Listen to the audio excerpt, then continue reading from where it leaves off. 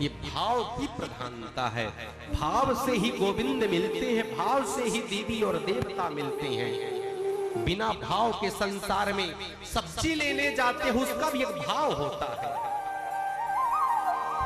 बिना भाव के संसार में कुछ नहीं मिलता है। जीवन में भाव है, जिसके जीवन में श्रद्धा है, जिसके जीवन में प्रेम है, जिसके जीवन में समर्पण है, जिसके जीवन में त्याग है, जिसके जीवन में भक्ति है, जिसके जीवन में झुकाव है, श्रद्धा और विश्वास है, वही गोविंद को प्राप्त। निचोड़ है कि किसी रूप में आप भगवान से जुड़ जाइए, किसी भी रूप में जुड़ जाइए, चाहे उसको बेटा बना लीजिए, चाहे उसको पिता बना लीजिए, चाहे उसको ससुर बना लीजिए, चाहे उसको नौकर बना लीजिए, लेकिन एक भाव जो है गोविंद से एक रिश्ता बना लीजिए। गोविंद उन रिश्तों को निभाते हैं और हमेशा उसकी याद बनी रहे, किसी भी स्थिति में उसको हम ना भुलाएं।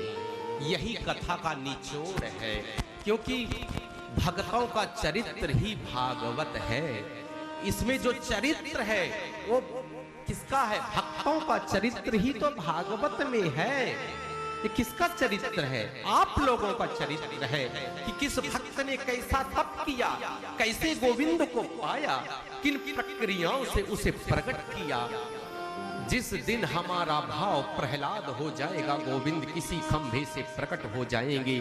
जिस दिन हमारा भक्त, जो हमारा भाव, महाराज हमारा भाव पता है हिरण्यकश्यप हो जाता है, हमारा भाव रावण बन जाता है।